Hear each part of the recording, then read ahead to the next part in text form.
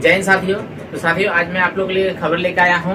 मेरे पास 3 खबर है दोस्तों। सबसे पहले हम क्या समझते हैं कि SCCL में 14/9 और 15/9 यानी 14 सितंबर और 15 सितंबर को जो गेट जाम किया गया था उसमें क्या कुछ हुआ, उसकी पूरी डिटेल जानेंगे, जिसमें आप लोगों को कुछ पता भी होगा और बाकी जो नहीं भी पता होगा इस वीडियो के माध्यम से आप समझ जाएंगे। दूसरी खबर दोस्तों मेरे पास है कि CIL ने 13 सितंबर को अपने 8 कोल ब्लॉक को बेच दिए हैं, उसकी नीलामी कर दी, जिसका लिस्ट है, मैं अभी आपको लिस्ट भी दिखाऊंगा। और 14 तारीख को भी खबर ये आई थी कि 14 तारीख को भी 2 ब्लॉक बेचने वाले हैं, लेकिन उनका मेरे पास लिस्ट नहीं आया तो इसमें उनकी कंफर्म जानकारी नहीं दे सकता हूँ। तीसरी खबर ये है दोस्तों कि NCL में कोयला कामगारों को मिलेगा सैमसंग टैब। तो क्यों मिलेगा, इसके पीछे क्या कारण है, आज हम ये सब समझेंगे। तो चलिए, जब तक मैं वीडियो को प्ले करता हूँ तब तक आप चैनल को सब्सक्राइब कर लें और वीडियो को शेयर कर दें ताकि सबके पास जानकारी पहुंचे।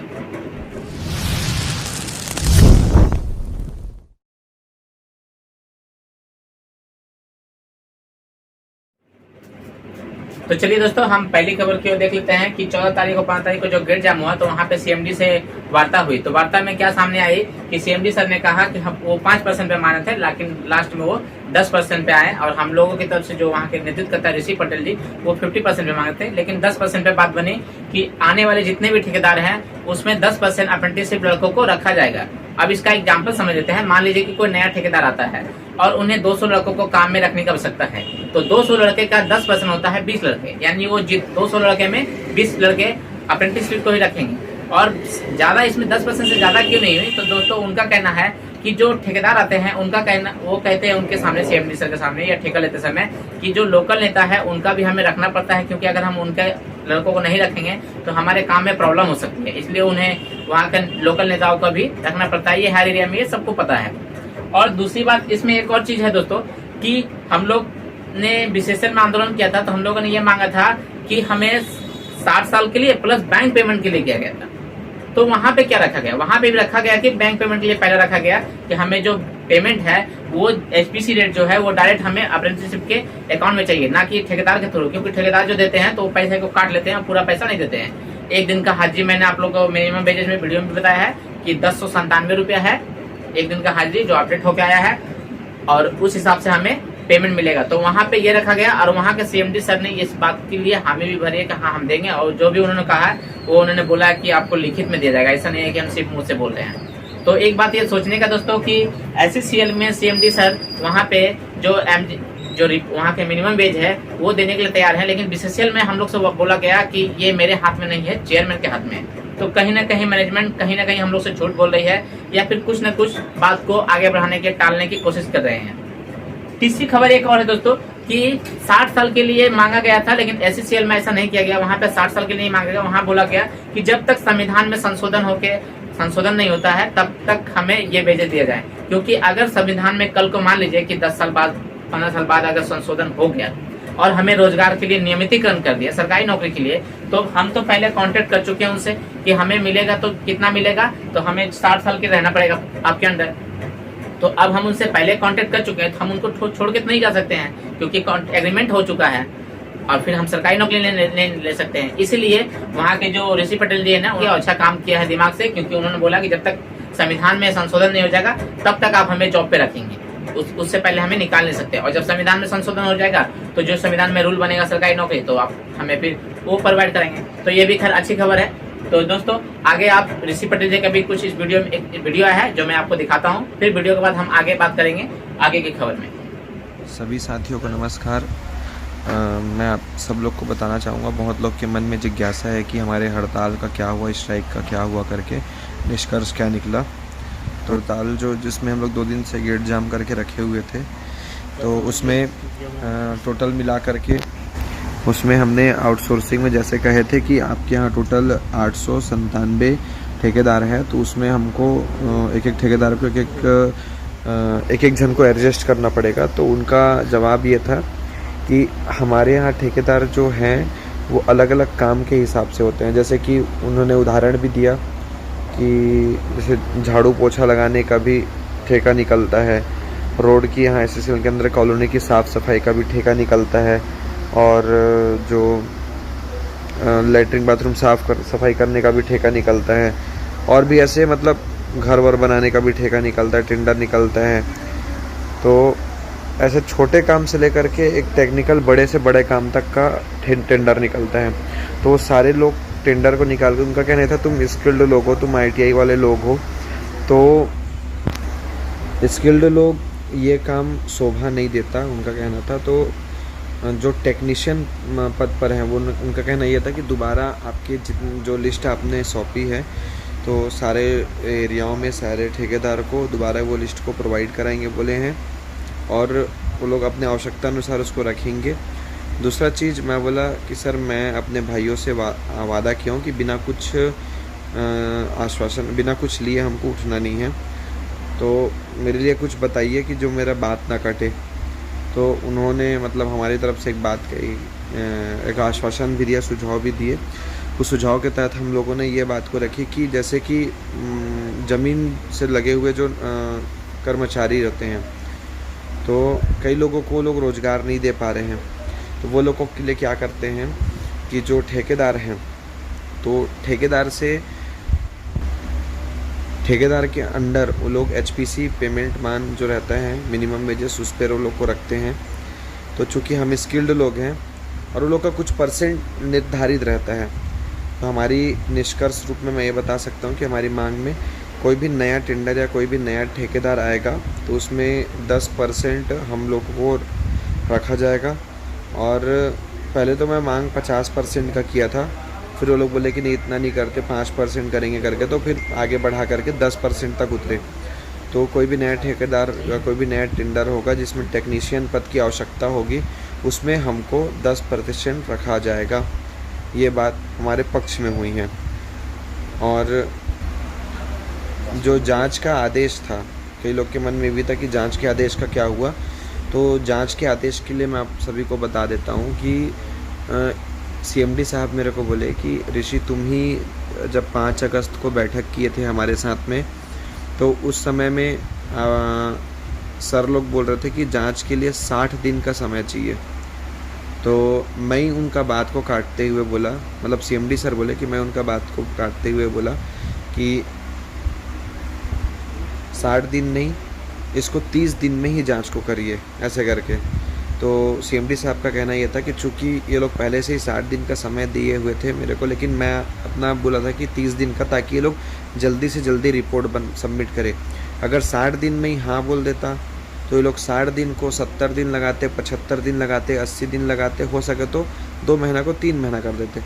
इसलिए 1 महीने का समय दिए ताकि ये लोग जल्दी से जल्दी काम करें और जल्दी इनको मिल जाए, ऐसे करके।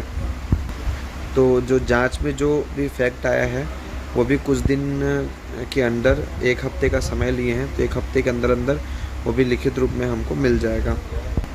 और अंतिम में मैं आप सबको एक चीज़ बताना चाहूँगा कि मेरा सभी सब्सिडरी के जो पदाधिकारी लोग हैं, ECL, WCL, BCCL, CCL, सारे लोग से बात होता है। तो हमारा मेन जो मांग है वो रेगुलर ही है। मैं फिर से आपको दोबारा बता देता हूँ, हमारा मुख्य जो मांग है वो नियमितीकरण, रेगुलाइजेशन ही है। और इसके लिए हमको उस एक्ट में संशोधन करना पड़ेगा, उस नियम में संशोधन करना पड़ेगा, तब जाकर के होगा। और ये नियम संशोधन इनके हाथ में भी नहीं है, सीधा दिल्ली के हाथ में है, तो दिल्ली जाने के लिए, लेकिन उसके लिए भी अनिश्चितकालीन हमको हड़ताल करना पड़ेगा दिल्ली में। वहाँ दिल्ली में अनिश्चितकालीन हड़ताल हमको करना पड़ेगा। तो ये भी कोई अकेले की बस की बात नहीं है, ये भी कोई अकेले की बस की बात नहीं है कि अकेला SCCL ही चाहे या अकेला BCCL चाहे या अकेला CCL चाहे। तो मेरा एक सुझाव ये रहेगा सभी साथियों से कि जैसे सब साथी एक साथ मिलजुल करके सब सब्सिडी के लोग दिल्ली में आंदोलन का ऐलान करेंगे, और ऐलान करने के बाद में वहाँ पर, जैसे कि एक उदाहरण बता देता हूँ, 1 तारीख से ऐलान किए तो 1 तारीख से 15 तारीख तक SCCL वाले संभालेंगे, 15 तारीख से 30 तारीख तक BCCL वाले संभाल लेंगे, फिर अगले महीने की 1 तारीख से 15 तारीख तक CCL वाले संभालेंगे, फिर अगले महीने के 15 तारीख से 30 तारीख तक ECL वाले संभालेंगे, फिर MCL वाले संभालेंगे। ऐसे 15-15 दिन का जब कर लेंगे तो ये हड़ताल हमारा लंबा भी चलेगा, अनिश्चितकालीन भी चलेगा, और जब तक हमको रोज़गार नहीं मिल जाता तब तक इसको अल्टरनेट रूप में, इसी बहाने मतलब हमारा दिल्ली हम लोग को लगातार किसी एक के ऊपर बर्डन भी नहीं होगा, और जो मेन लीडर है वो अपने लीडर लोग के साथ 15-15 दिन का समय तो निकाल ही सकते हैं। तो ये मेरा व्यक्तिगत सुझाव है और बाकी आगे जैसा भी रहेगा मैं अगले अपडेट में बताऊंगा सभी साथियों को। तो साथियों, आप लोगों ने देखा कि ऋषि पटेल जी ने बताया कि उन्हें क्या वहाँ पे आंदोलन जो किए हैं वो क्या उनसे क्या रिजल्ट उनका सामने आया है। साथ ही साथ उन्होंने एक सजेशन भी दिया है कि हम आगे नियमितीकरण के लिए किस तरह से लड़ाई करेंगे और क्या करेंगे। तो खैर दोस्तों, ये जो भी बात की बात होगा वो अपडेट देंगे। साथ ही साथ दोस्तों, इसमें एक और भी खबर आई है कि जब वहाँ पे आंदोलन शुरू किया गया था तो 14 तारीख को जो आंदोलन शुरू किया गया था, तो 14 तारीख को तो कुछ नहीं, लेकिन 5 तारीख को सुबह में वहाँ पे देखा गया कि प्रशासन द्वारा आके लड़कों का नाम लिखा जा रहा था, जिसमें कुछ लड़के ये कुछ अफवाह ये उड़ी थी कि जिन लड़कों का नाम लिखा जा रहा है उन्हें ज्वाइनिंग दिया जाएगा। लेकिन कुछ के साथ ये भी अफवाह उड़ी कि इन पे जो आपराधिक मामला दर्ज हो रहा है। तो वहाँ के जो लोकल न्यूज है वहाँ पे आप देख सकते हैं कि वहाँ के नवभारत टाइम्स, वहाँ पे जो लोकल पेपर जो है वहाँ के जो आसपास के एरिया के पेपर जो है उनमें पेपर में खबर आई है कि ITI प्रशिक्षु आंदोलन पर अड़े, पुलिस ने दर्ज किया आपराधिक मामला।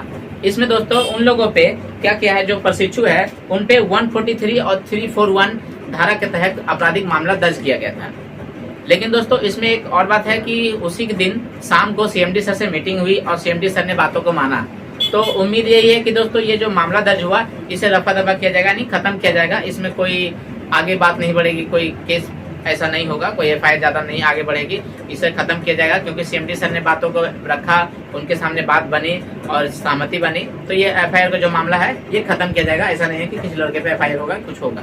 खैर जो भी अपडेट रहेगा दोस्तों मैं आपको दूंगा। चलिए दोस्तों, अब हम आते हैं अपनी दूसरी खबर की ओर। तो दूसरी खबर दोस्तों, मैंने बताया कि CIL ने 13/9 को 8 अपने सब्सिडी के जो कोल ब्लॉक है उन्हें बेच दी। और 14 तारीख को भी खबर आई कि 2 कोल ब्लॉक बेचने वाले हैं, तो उनका मेरे पास न्यूज नहीं है। लेकिन 13 तारीख को जो 8 कोल ब्लॉक बेचे गई है 13 सितंबर को, उसका मेरे पास लिस्ट है दोस्तों। CIL ने 5 राज्यों में अपने कोल ब्लॉक को बेचा है दोस्तों। इसमें देख सकते हैं आप, पहला है छत्तीसगढ़, दूसरा है महाराष्ट्र, तीसरा है झारखंड, चौथा है मध्य प्रदेश और 5वां है उड़ीसा। ये 5 राज्य है जहाँ बेचा गया है। इसमें से दोस्तों एक मेरे घर से लगभग 2-3 किलोमीटर की दूरी पे एक कोल ब्लॉक है जिसे भी बेचा गया है, जिसका मैं लिस्ट अभी आपको स्क्रीनशॉट पे दिखाता हूँ, देख लीजिएगा।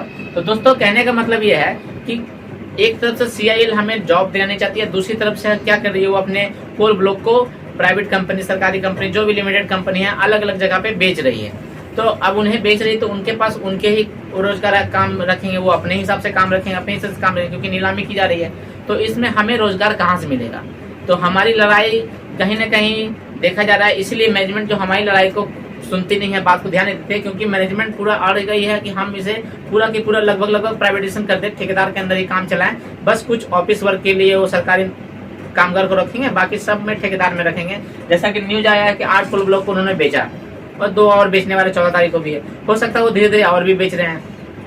तो इससे ये खबर है दोस्तों। चलिए दोस्तों, हम आगे की खबर में चलते हैं। तीसरी खबर है कि NCL कोयला कामगारों को मिलेगा सैमसंग कंपनी का गैलेक्सी टैब। ठीक है, सैमसंग गैलेक्सी टैब आता है दोस्तों। इसकी मार्केट वैल्यू कीमत लगभग 23,000 के आसपास है। टैब का मॉडल नंबर है A8, जो आप नेट पे कर सकते हैं दोस्तों। क्या है, अब ये मिल क्यों रहा है? तो दोस्तों ये खबर आई है कि NCL में जो है वहाँ पे 1% का मतलब लाभांश हुआ है, मतलब अधिक का प्रॉफिट ज्यादा हुआ है। तो पिछली बार भी उन्होंने अपने स्थापना दिवस पे, उनका स्थापना दिवस है 28 नवंबर, कंपनी का स्थापना दिवस है। तो 28 नवंबर को पिछली बार उन्होंने अपने कामगारों को मोबाइल दिया था और इस बार उन्होंने टैब देने के लिए बनी है। तो इसकी अभी पूरी कंफर्म नहीं हुई, क्योंकि 22 तारीख को मीटिंग होगी, मीटिंग में बैठक होगी, बैठक में ये मुहर लगेगी कि हाँ देना है कि नहीं देना है, या टैब देना है या कुछ और देना है। ऐसे उम्मीद जताई जा रही है कि सैमसंग गैलेक्सी का टैब A8 जो मॉडल नंबर है वो दिया जाएगा उन्हें। और कब दिया जाएगा? तो 28 नवंबर को NCL के स्थापना दिवस पे। तो दोस्तों ये खबर है। अब आप लोगों ने देखा कि किस किस राज्यों में बेचा गया है, कहाँ कहाँ पे क्या क्या बेचा गया है, कौन कौन कोल ब्लॉक बेचा गया है, और मैनेजमेंट हमारे किस तरह टाल मटोल कर रही है। तो अब उम्मीद है कि आप लोगों को खबर समझ में आई होगी। चलिए दोस्तों, इसी तरह की नई जानकारी के साथ मिलेंगे नेक्स्ट वीडियो में। तब तक के लिए जय हिंद, जय भारत।